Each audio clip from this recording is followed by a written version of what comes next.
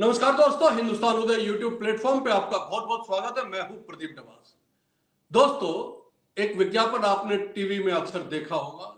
ये कहा जाता है कि इन फिजाओं को आखिर हुआ क्या है, इन हवाओं को आखिर हुआ क्या है। इस विज्ञापन को अगर हम कांग्रेस के साथ जोड़ दें और अगर हम ये पूछने लगे कि हरियाणा कांग्रेस को आजकल हुआ क्या है, तो शायद गलत भी नहीं होगा।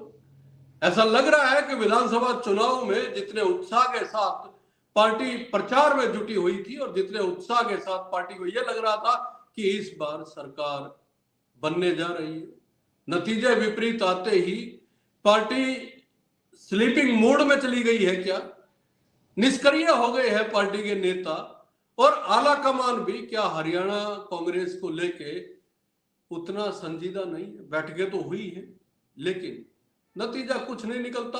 तमाम चीजों पे हम बातचीत करेंगे क्योंकि विधानसभा का सेशन भी चल रहा है और ये हरियाणा के इतिहास में दूसरी बार ऐसा हुआ है कि बिना नेता प्रतिपक्ष के सदन चल रहा हो और ये दोनों बार इसी सरकार के चुनने के बाद हुआ है। दोस्तों, तमाम विषयों पर बातचीत करेंगे। कांग्रेस में आखिर चल क्या रहा है और कांग्रेस को लेके आखिर कांग्रेस के भीतर आला कमान में क्या चल रहा है। हमारे साथ हरियाणा की राजनीति को समझने वाले, जानने वाले, 30 वर्षों से ज्यादा अनुभव रखने वाले और मैं कहता हूं कि निष्पक्ष बोलने वाले ऐसे पत्रकार आजकल कम बचे हुए हैं। नवीन धमीजा जी हमारे साथ मौजूद हैं। नवीन जी अलग अलग अखबारों में संपादक रहे हैं और अक्सर आपने इनको अलग अलग प्लेटफॉर्म्स पे देखा होगा। नवीन जी, बहुत बहुत स्वागत है आपका।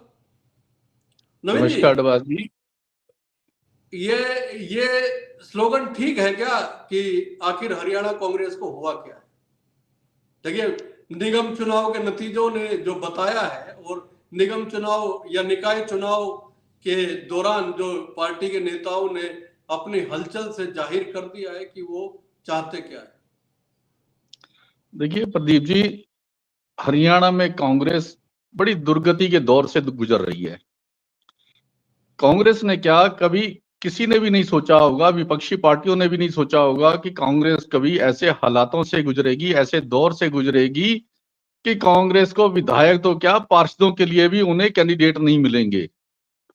जी, ये हालात इस बार अभी पिछले दिनों हुए। पूरे हरियाणा में 10 शहरों में निकाय चुनाव हुए और 10 के 10 शहरों में ऐसे हालात थे कि कांग्रेस को उम्मीदवार नहीं मिल रहे थे, कैंडिडेट नहीं मिल रहे थे और 10 शहरों में एक भी ऐसा शहर नहीं है जहां कांग्रेस का मेयर बना हो, जहां कांग्रेस जीती हो। यहां तक कि पूर्व मुख्यमंत्री भूपेंद्र सिंह हुड्डा, जो कांग्रेस के सबसे बड़े नेता अपने आप को मानते हैं या कांग्रेस के नेता उनको अपना नेता मानते हैं, उनके किला भी ढह गया, वहां भी कांग्रेस हार गई। कुमारी शैलजा, जो सिरसा से सांसद हैं, जो अपने आप को अगर कांग्रेस की सरकार बनती वो भी मुख्यमंत्री की दावेदार बन रही थी, वहां भी कांग्रेस बुरी तरीके से हार गई। तो कांग्रेस के बड़े बड़े नेता जहां से वो नेता हैं, वो अपने घर में ही अपने पार्टी को नहीं बचा पाए, वहां से कांग्रेस की दुर्गति हुई। वहां कांग्रेस के नेता नहीं जीत पाए, कांग्रेस की मेयर नहीं जीत पाई, कांग्रेस के पार्षद नहीं जीत पाए, कांग्रेस को उम्मीदवार नहीं मिल रहे थे। इससे ज्यादा बुरी दुर्गति मुझे लगता है कांग्रेस की कभी नहीं हो सकती। ये बड़ा दुर्भाग्य है। और आप ये देखिए, कांग्रेस हाईकमान भी इस बात को देख रहा है, वो भी जान रहा है, वो भी सोच रहा है। मुझे लगता है इसी दुर्गति को देखते हुए अभी 2 दिन पहले, 3 दिन पहले राहुल गांधी ने अपने गुजरात दौरे के दौरान जो बयान दिया, उन्होंने कहा कि कांग्रेस में जो जयचंद हैं, जो भारतीय जनता पार्टी के साथ मिले हुए हैं, कांग्रेस का अब उन्होंने दुर्गति कर दी है। कांग्रेस में अब उनके लिए जगह नहीं रहेगी, वो कांग्रेस में रहे ना रहे, कांग्रेस ऐसे लोगों को बर्दाश्त नहीं करेगी। और मुझे लगता है कि उनका ये बयान हरियाणा में बदलाव लाने की ओर अग्रसर होगा। आप ये देखिए, आपने अभी जो कहा कि ये पहली बार इतिहास में, जी जी जी, आपने डबास जी, आपने अभी कहा कि हरियाणा के इतिहास में ये पहला मौका है जब हरियाणा में विधानसभा सत्र चल रहा है, विधानसभा का सेशन चल रहा है और बिना नेता प्रतिपक्ष के चल रहा है। पहली बार ऐसा हुआ है कि जी विधानसभा सेशन चल रहा है, नेता प्रतिपक्ष नहीं है वहां पर। कांग्रेस के पास 37 विधायक हैं, लेकिन उनका कोई नेता नहीं है वहां पर। ये पहली बार हुआ जी इतिहास में। भूपेंद्र सिंह हुड्डा को बड़ी उम्मीद थी, बड़ी आस थी, उन्हें लग रहा था कि कांग्रेस हाईकमान उन्हें नेता बनाएगी और नेता प्रतिपक्ष होंगे। लेकिन यदि उनको नेता प्रतिपक्ष कांग्रेस हाईकमान ने बनाना होता, तो जब भारतीय जनता पार्टी की सरकार बनी थी, तब विधानसभा सत्र बुलाया गया था और अब फिर ये विधानसभा सत्र चल रहा है, बजट सेशन चल रहा है। लेकिन कांग्रेस ने भूपेंद्र सिंह हुड्डा को नेता प्रतिपक्ष नहीं बनाया, जबकि भूपेंद्र सिंह हुड्डा ने कांग्रेस पर, आप ये देखिए, जोर आजमाइश दिखाई कांग्रेस पर। उन्होंने प्रेशर बनाने की कोशिश की। उन्होंने ये दिखाया कि आज भी ज्यादातर विधायक उनके साथ है। उन्होंने अपने आप को नेता दिखाने के लिए कांग्रेस विधायकों की बैठक बुलाई, अपने निवास पर बुलाई, जिसमें 37 में से 32 विधायक उनके घर पहुंचे थे। कांग्रेस हाईकमान पर ये एक प्रेशर बनाने की टैक्टिक थी। उनको लग रहा था कि मैं ये प्रेशर बनाऊंगा और कांग्रेस हाईकमान उनको नेता घोषित करेगी। लेकिन 32 विधायक उनके निवास पर पहुंच गए, उसके बावजूद भी कांग्रेस हाईकमान ने उनको नेता प्रतिपक्ष घोषित नहीं किया। इसका मतलब कांग्रेस लेकिन सवाल तो हाईकमान यही है ना हरियाणा नवीन में जी, बदलाव करना सबसे चाहती है। सबसे जी जी, सबसे बड़ा सवाल तो यही है। राहुल गांधी कह तो रहे हैं कि जो जयचंद है, जो भारतीय जनता पार्टी के लिए काम कर रहे हैं, ऐसे घोड़ों को जो है बाहर बैठाएंगे और उनको वो अलग अलग तरीके से अपनी बात कह रहे हैं कि हमारे जो रेस के घोड़े हैं उनको जंजीर बांध रखी है, बब्बर शेर है जंजीर बांध रखी है। तो कमांड किसके हाथ में है? कमांड राहुल गांधी के हाथ में है, मल्लिकार्जुन खड़गे के हाथ में है। और अगर रेस के घोड़े और बब्बर शेरों को जंजीर से बांध रखा है तो खोलने का काम किसका है? एक बात। दूसरी बात, हरियाणा कांग्रेस को शायद ये शाप मिला हुआ है कि ये आपस में इसी तरह लड़ते रहेंगे। जब राहुल गांधी, मल्लिकार्जुन खड़गे और ये तमाम बैठक जो अभी पिछले दिनों हुई थी और उसमें बाहर निकलने के बाद जो हुड्डा गुट था, वो लगातार ये बात कह रहा था कि संगठन को लेके बात हुई है, नेता प्रतिपक्ष को लेके बात नहीं हुई है। जबकि अजय सिंह यादव और कुमारी सैलजा ने बाहर निकलने के बाद अजय सिंह यादव ने तो साफ साफ ये कहा कि एक तो प्रधान पद के लिए बात हुई है कि कोई भी किसी एक पक्ष का प्रधान ना हो, साफ कहा उन्होंने। तो जब किसी एक पार्टी को कोई स्टेट में नेता अपनी मोनोपोली बना लेता है और हाईकमान उस पर कार्रवाई करने में भले इंडिकेशन देता रहे, संकेत देता रहे, लेकिन उन संकेतों से काम तो नहीं चलता नवीन सर। काम तो चलेगा जब आप अगर नई लीडरशिप लेके आना चाहते हो प्रदेश में, तो नई लीडरशिप को कमांड दीजिए। जितनी देर होगी उतना ही नुकसान पार्टी को होगा। संगठन है नहीं पार्टी के पास। देखिए, इसमें कोई शक वाली बात नहीं। कांग्रेस ने पहले ही डिसीजन लेने में बहुत देरी की है, जिसका खामियाजा कांग्रेस को विधानसभा चुनावों में भुगतना पड़ा। जी हरियाणा में लोकसभा चुनावों के बाद लग रहा था कि हरियाणा में इस बार कांग्रेस की सरकार आ रही है। पूरे जी देश में एक माहौल बना हुआ था हरियाणा को लेकर के कि कांग्रेस बड़े बहुमत से हरियाणा में सरकार बनाएगी। लेकिन जब चुनाव हुए तो कांग्रेस की गुटबाजी और कांग्रेस का संगठन ना होना, इनकी वजह से कांग्रेस धाराशायी हुई हरियाणा में। मात्र 37 विधायकों पर इनकी पार्टी सिमट गई। उसके बाद जी तभी से राहुल गांधी ने अपनी पार्टी के नेताओं की बैठकें शुरू की थी, लेकिन उसके बावजूद वो कोई डिसीजन नहीं ले पाए, जिसकी वजह से कांग्रेस दिन पर दिन कमजोर होती जा रही है। आप ये देखिए, अगर हम पहले इतिहास में जाए कांग्रेस के, 2005 में भजनलाल के लोगों को टिकटें दी गई थी।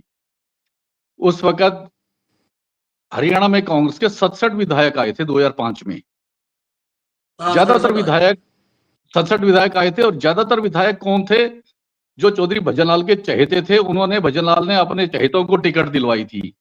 वो सारे जीत करके जी आए थे। भजनलाल को ये लग रहा था कि वो मुख्यमंत्री बनेंगे, उनकी सरकार बनेगी। वो अपनी ताजपोशी की तैयारी कर रहे थे। लेकिन कांग्रेस ने उन्हें बड़ा झटका दिया और भूपेंद्र सिंह हुड्डा, जो उस वक्त किसी गिनती में नहीं थे, उनको उन्होंने मुख्यमंत्री की कुर्सी पर बिठा दिया।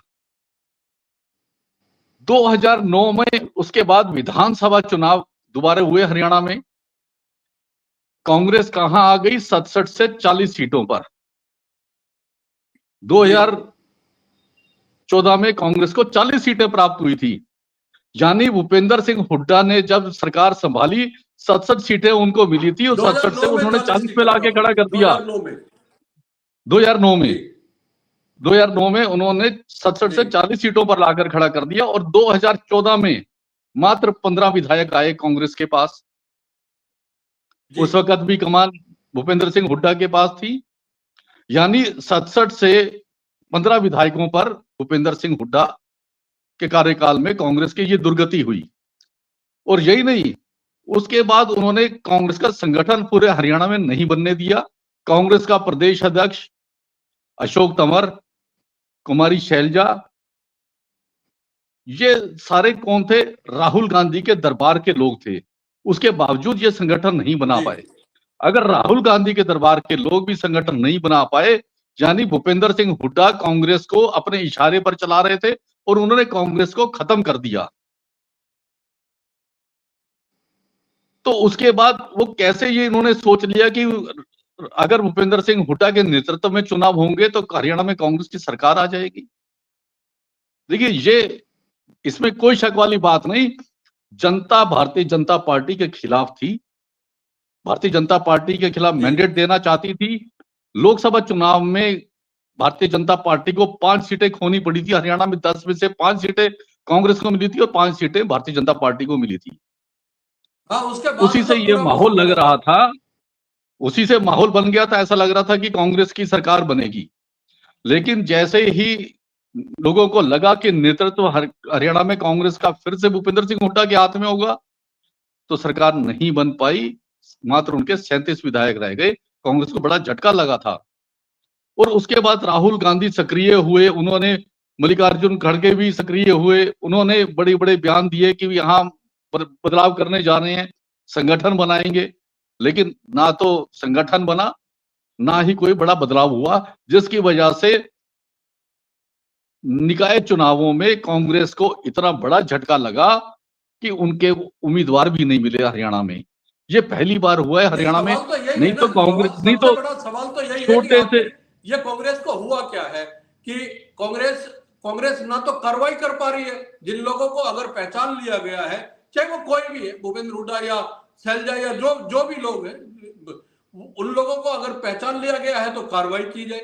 और अगर कार्रवाई नहीं की जा रही है तो उनको खुल के उनके हाथ में कमान दी जाए ताकि वो अपने तरीके से पार्टी को चलाए।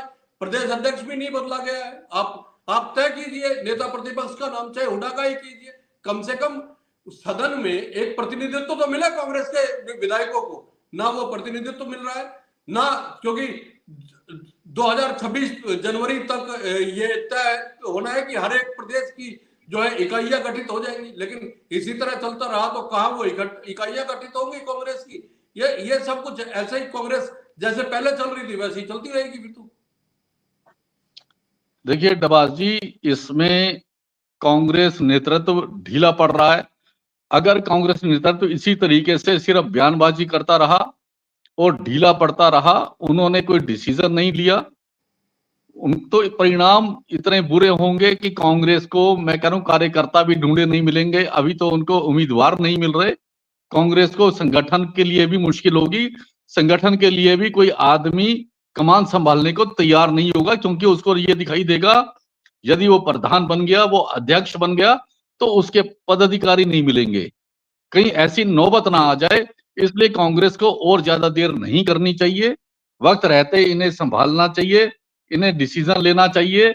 कोई ना कोई, वो किसी को भी बदलें, किसी को भी नेता बनाएं, लेकिन संगठन उन्हें जरूर खड़ा करना चाहिए। अब ये देखिए, आज अगर भारतीय जनता पार्टी मजबूत है, चाहे वो लोकसभा के चुनाव हो, चाहे विधानसभा के चुनाव हो, चाहे वो निकाय चुनाव हो, चाहे वो पंचायतों के चुनाव हो, भारतीय जनता पार्टी अगर चुनाव जीतती है तो संगठन के दम पर चुनाव लड़ती है और जीतती है, क्योंकि उनके पास बूथ स्तर के कार्यकर्ता हैं। उन्होंने अपना संगठन राष्ट्रीय स्तर से लेकर बूथ स्तर तक खड़ा कर दिया है, जो कभी कांग्रेस का संगठन हुआ करता था।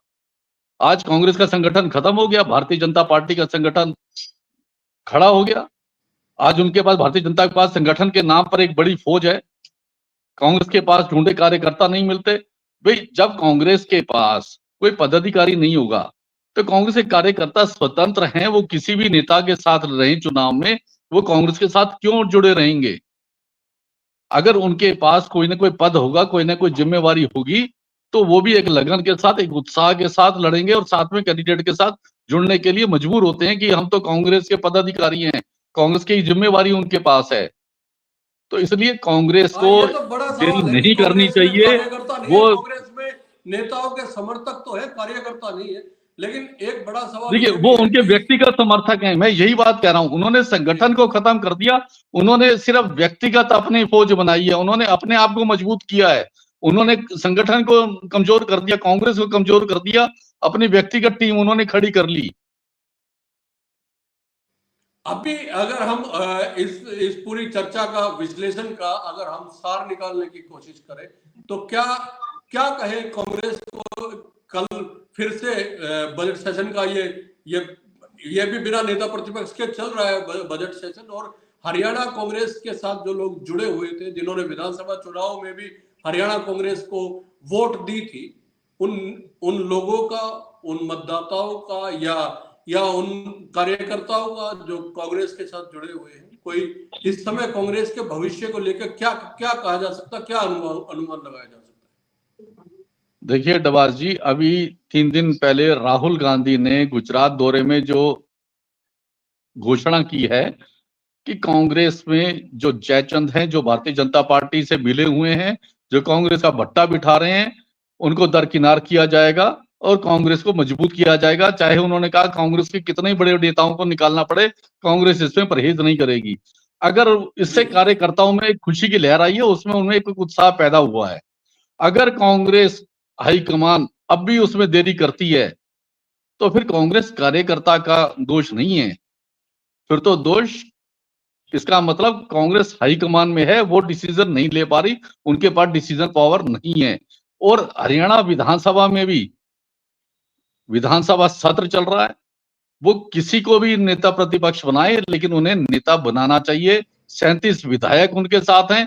आज विधायकों को ये नहीं पता कि कौन उनका नेता है, किसके नेतृत्व में उन्होंने सदन में बैठना है, किसके नेतृत्व में उन्होंने आवाज उठानी है।